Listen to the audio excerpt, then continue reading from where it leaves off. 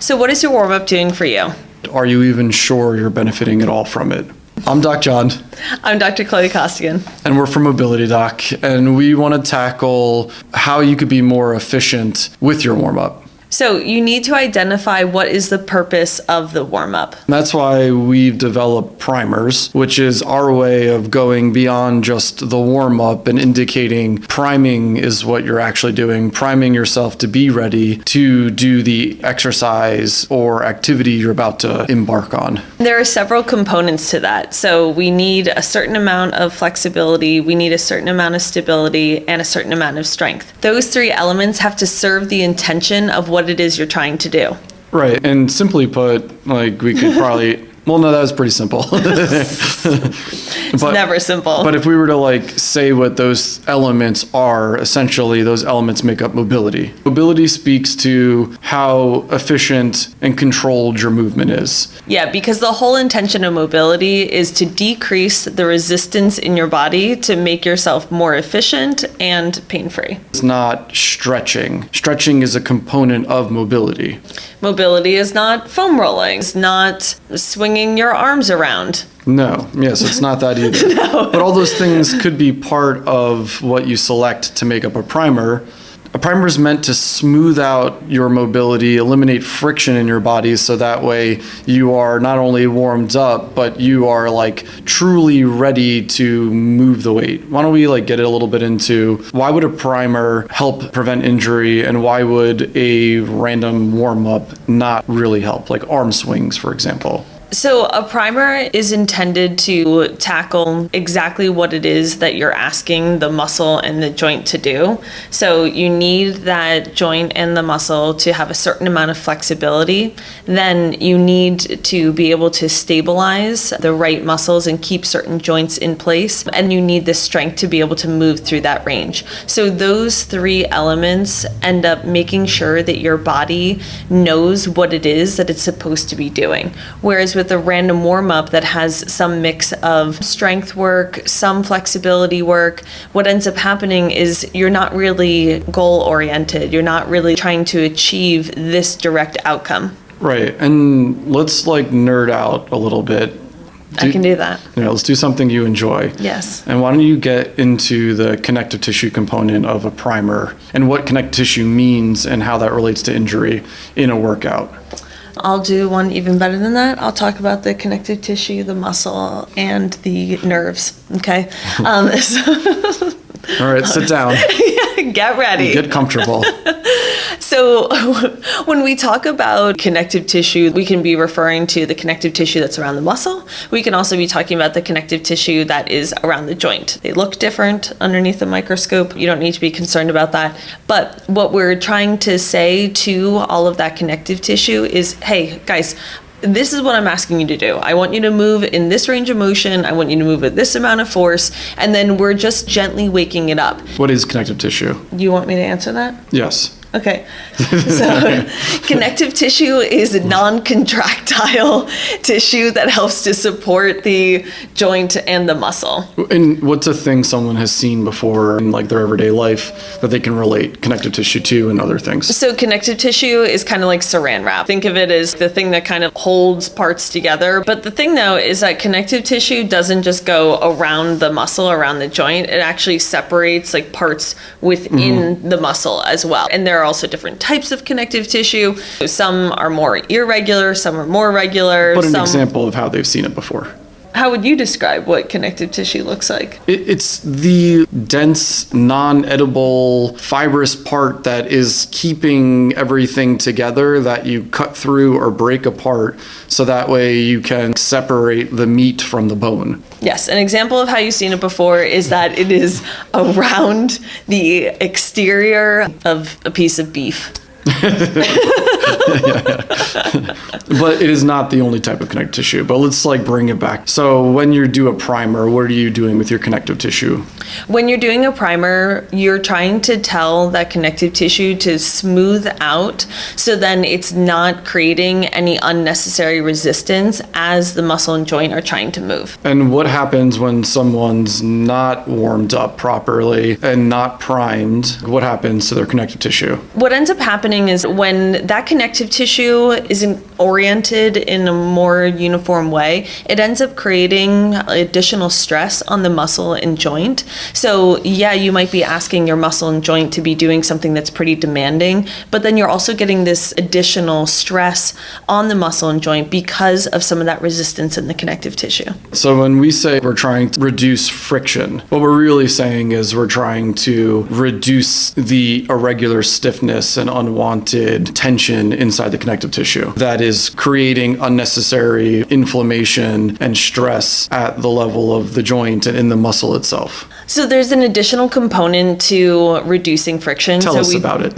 We talked about the connective tissue, but what we also have to do is we have to talk about the nervous system. It has a lot of jobs. So in this case, part of the warm-up is starting to tell your brain, oh, hey, this is what I'm intending to do. So your brain then sends the signal to your muscle that's saying, okay, here is the force, rate, direction, and range that we want to move that muscle in. The muscle then moves the joint.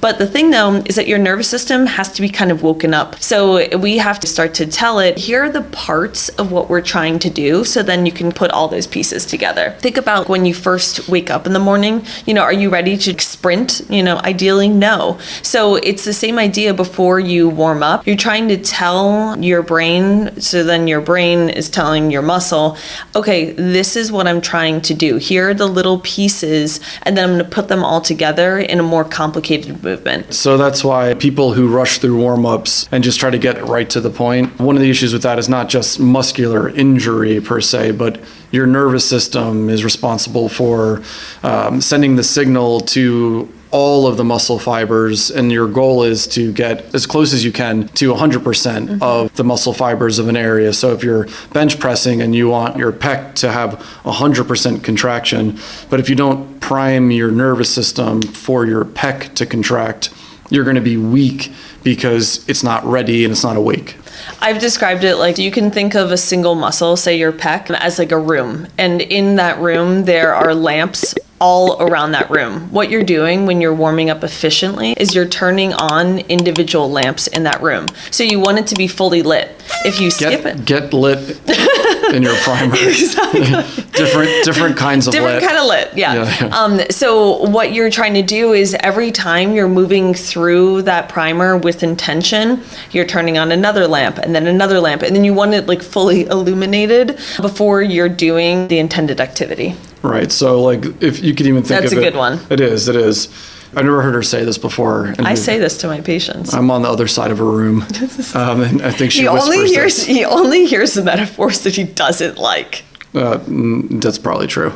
But you could also think of it as a dimmer switch then, I guess, right?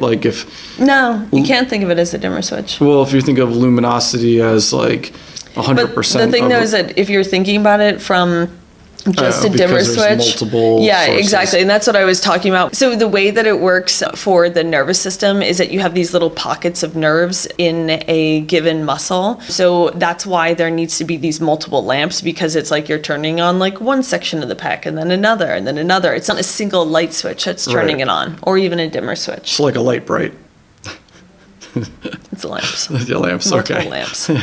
No, I like that. Let's go back a little bit then. So the connective tissue is part of the primer. Yes. The nervous system is part of the primer. Yes. What was the third part that you said?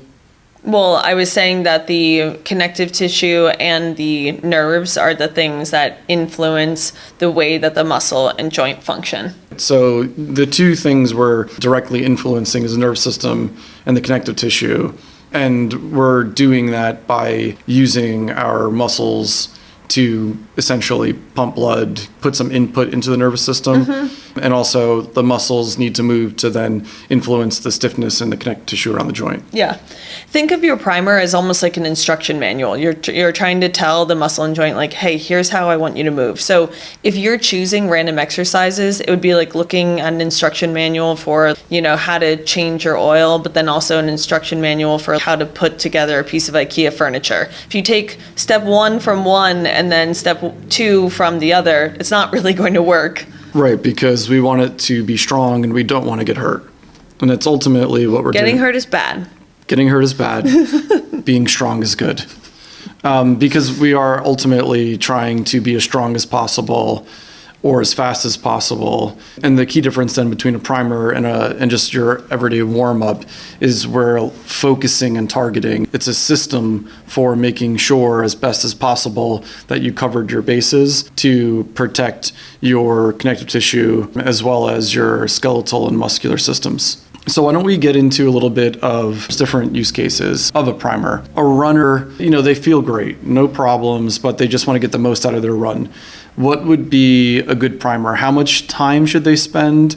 And what would be the 3 exercises that could work? Not the only thing that you would do, but something that would work for like almost everybody.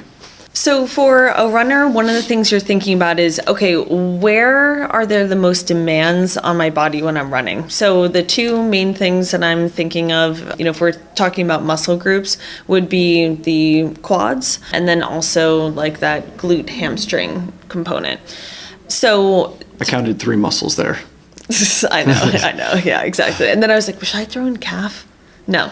Well, okay. Generally speaking, it's going to be you're targeting on lower body. Yeah, exactly. Because you don't have to think necessarily just muscle. Like you could think area, region that is important, and yes. Hips down. Yes. Okay. So for the 3 components, for flexibility, I could do something like foam roll my quads for a minute. And then for stability, I could do side leg lifts or a single leg bridge. And then finally, with something for strength, I would do something like lunges or a single leg RDL. We want this to be simple yet effective. You don't need to foam roll for 5 minutes. So foam roll each quad for a minute, then do 10 single leg bridges and then 10 single leg RDLs on each side. Yeah, Yes. On each side. And then do 3 rounds of that. Yes. So the reason why you do 1 set for each exercise and then you go back to it is that each time that you go back to it, your nervous system is moving more efficiently. So instead of just focusing all of your attention just on that flexibility exercise, you're going from flexibility to stability to strength. So then when you go back to that flexibility exercise for the second round, you're going to be able to get more out of it. Right. We're kind of like we're layering, here are my hands. We're layering a systems check for connective tissue, nervous system, putting it together, connective tissue, nervous system, putting it together. And in that layering method, you can make sure that you're more solidifying your body's ability to be ready. And also you're not just doing all of your flexibility, then all of the nervous system like warm up, and then the strength work. And maybe if you got a little bit more flexibility in after the other parts, you could have gotten a little bit more in like a circuit format, right? Yeah, what you're going to find is that by foam rolling your quads, you're going to then get more out of that single leg bridge. And then from doing that single leg bridge, you're going to get more out of that single leg RDL, and then you're going to repeat. Yeah, because after you've then done the bridge and the single leg RDL, you'll also maybe get a little bit more again out of foam rolling. And your body has a better chance of taking to layering in a circuit format your warm up or your primer than it does in just doing all of it, each thing one at a time, like you were doing different exercises in your workout. And the other thing too is that then you can also keep moving. So you can move pretty seamlessly from the flexibility exercise to the stability exercise to the strength exercise and then back to that flexibility exercise. So then again, we're not wasting any time. Right. Because wasting time is bad. I really like efficiency. If it's taking more than 10 minutes, you could possibly just be doing too much, or you could also just be kind of distracted and looking at your phone or something. Right, and if you're only like warming up your body and getting your nervous system ready by running slowly, you're not really getting the most out of preparedness before, but then also you're like requiring your connective tissue and your nervous system to get ready in a very general sense. You're not really like taking the opportunity to focus in a little bit, and then you open yourself up for more injury that way. Yeah, because there's like a pyramid of exercises, right? So at that foundation would be flexibility-based exercises. Like you need to be able to move through a range of motion before you can be strong in that range of motion. From there, then you focus on that stability and strength. And then finally at the top is that skill, right? So that would be running. You can't necessarily just start right at the top. You have to make sure, okay, my foundation is really good with my flexibility, my stability is doing what it's supposed to, and then same thing with the strength. Then you're ready to exist kind of where we like to be in terms of doing an actual activity like running. Yeah, because maybe you're understriding or overstriding, and it's not just because you're forgetting that you shouldn't be doing that. Maybe it's you're too tight, or maybe your nervous system isn't active enough, and so you're like unable to control your actual stride length. And that's the thing too that I always say to my patients, like your body isn't trying to move inefficiently, right? We just need to make sure that we're giving our body the opportunity to be able to move with less friction. So we need to do something for flexibility, we need to do something for stability and strength, so then we can tell our body like, hey, this is how you're supposed to move. I think a good example, if we were to like say a primer for an Olympic weightlifter or someone who wants to use the movement of a jerk or an overhead press movement, one of the things that I hear most often is I can't like actually get the bar to rest on my shoulders when it's empty, but if I put a bunch of weight on the bar, then it starts coming down. Or like one of the ways to try to improve my flexibility is I put a bunch of weight on the bar and then I stand there with the weight on my shoulders and I let the bar bring me down. And it's not that that's a terrible idea, but if it's your only idea, you are like putting so much stress on your connective tissue, and you might actually just hurt yourself if it's not the good first step for where you should be. If we go back to that lamp analogy, it would be like you trying to turn on every single light, and it's just a little bit of a shock to your body, as opposed to kind of saying like, okay, well, let me do something with a little less resistance, so then that way my nervous system doesn't have to respond to this as strongly, and I can just focus on my connective tissue. Then once the connective tissue is like starting to do what it's supposed to, then you can layer in a little bit of those demands on the nervous system. Right, because if you weight a bar just to get yourself to be flexible enough, then what you're really saying is I'm going to use this weight to force my connective tissue to be ready, instead of working with making your connective tissue to make it more malleable and more appropriate in its length. So, your wrists are also going to start to hurt. The other thing being with that type of exercise, a jerk or a strict press, is the reason why your jerk is out in front of you and you are like missing your lift is often not because you don't know to let it behind your head or because you're too weak. It's typically because you can't get into the shape that you need to be in. And that is like something that's easy to miss in running or underappreciate, is that you actually can't get into the shape you need to be in. So you're just using momentum to throw yourself into it, or you're using a barbell and its momentum to just throw the bar to where it needs to be. But in reality, you need to work on the flexibility as well as the stability and the motor control or strength to first be able to look good overhead with a barbell before you can like heave a lot of weight overhead with a barbell. So the thing that I say to my patients is you need to think of yourself as a piece of marble, and you are a sculptor and you are taking your time to like make what it is you're trying to do. So you're both Michelangelo and the statue of David? Yes, exactly. because you can create a change in that piece of marble by taking a sledgehammer to it, right? But that's not what we're trying to do. So what we're trying to do is we're trying to like progressively over a period of time and with intention start to influence what it is that piece of marble looks like. Exactly. So going back, a good primer for a weightlifter, especially specific to the jerk and getting the weight overhead, prioritize your spine and shoulders. Typically, your problem is going to be in your thoracic mobility, especially middle to upper thoracic, and the other issue is going to be your shoulder flexion. Those are going to be the two biggest parts. So for the mobility portion, you could do thoracic extension over a foam roller. For the stability portion, or stimulating the nerve portion. The second exercise could be YTWs to start to get that recruitment where you need to in the shoulder, especially now that you have the freedom and mobility. And the third could be... I have an idea. Chloe has an idea. The third could be alternating single arm dumbbell presses, because what that will do is that will highlight a little bit of what's going on the right side and the left side. So then if there is some type of asymmetry, then you can address that. And to add to that, actually, I have another idea. So I like that idea of using alternating a strict press with dumbbells.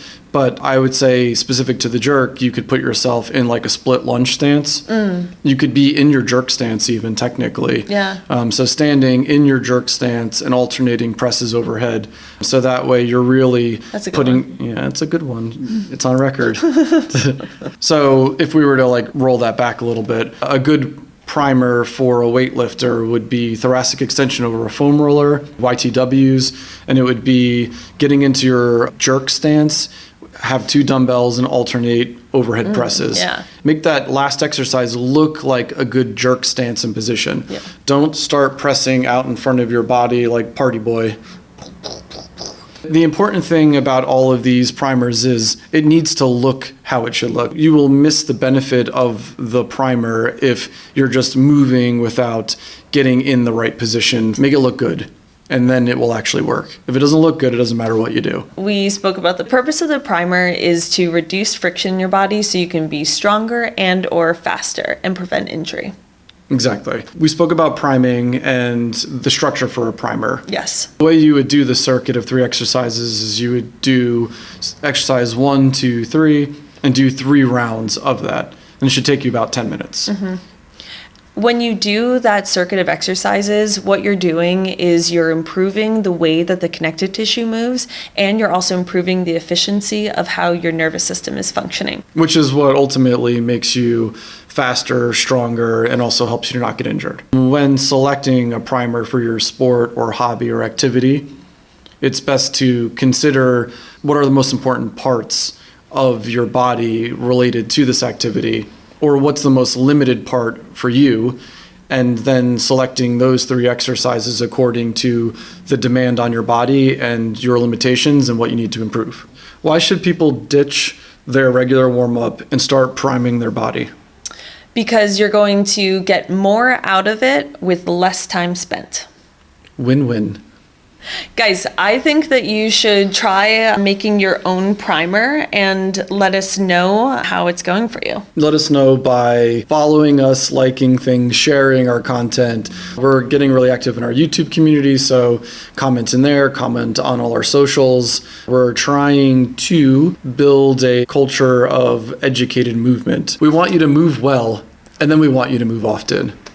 Stay tuned for our next mobility challenge. I'm going to tell you we're going back to the shoulders. Yay! And the spine challenge went so well, and we were looking at extension. I want to look at flexion, which is this movement in the shoulder, focusing on that since we were just looking at really the spine before, because some of you all-stars who got really far, we could get even more when we look at the shoulder. So Yes. that's to come, and thank you for watching. Goodbye. For now.